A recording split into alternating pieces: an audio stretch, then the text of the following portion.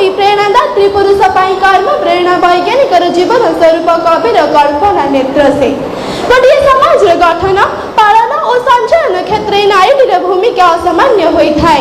लिहान अग्निर शिखा फगुणर फूलबण तुम्हें ममतार स्रोतस्विनी कर जगतर कल्याण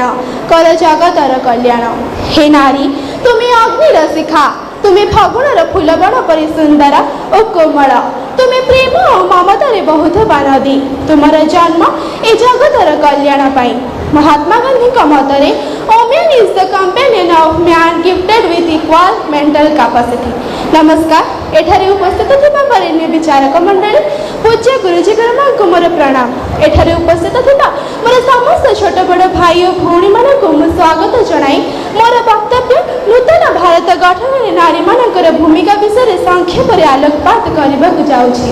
नारी केवल लास्यमयी नर्मदायिनी शଯ୍या संगिनी नुहे से कर्ममयी प्रेरणादात्री पुरुष पाई कर्म प्रेरणा वैज्ञानिक जीवन स्वरूप कविर कल्पना नेत्र से गोटे समाज गठन पालन और संचालन क्षेत्र नारीर भूमिका असामान्य होता है।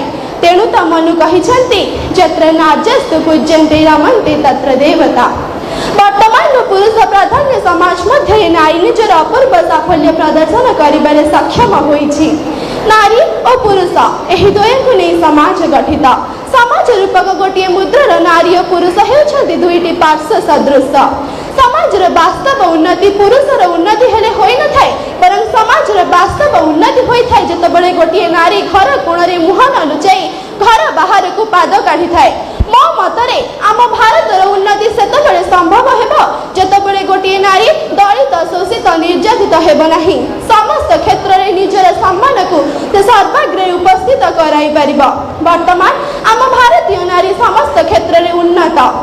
उदाहरण स्वरूप जुलाई 14 तारीख चंद्रयान-3 लॉन्च होइतिला एवं यह ऋतु करिधानकर नेतृत्व में सफलतार सहित प्रेरण करा जाय पारिथिला।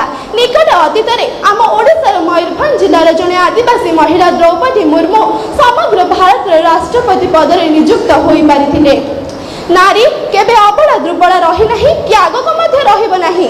पुरातन कालरू झांसी रानी लक्ष्मीबाई दुर्गावती चेन्नम्मा भली अनेक वीर नारी मारी हाथ में अस्त्र शस्त्र धरी शत्रु मानकर संहार करि आसिछन्ति।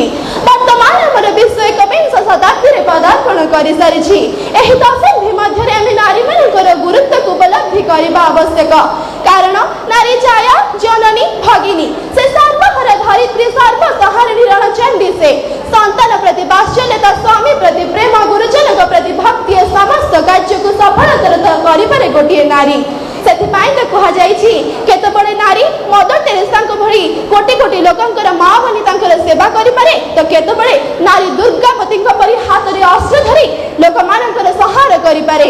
परिशेष रे मु एतिके कहिबाकु चाहे नारी प्रीति में राधा बने नारी प्रीति में राधा बने गृहस्थी में बनी जानकी काली बनकर सिर काटे जब बात आए सम्मान की। एति कहि मोर वक्तव्य को विराम देउछि। धन्यवाद।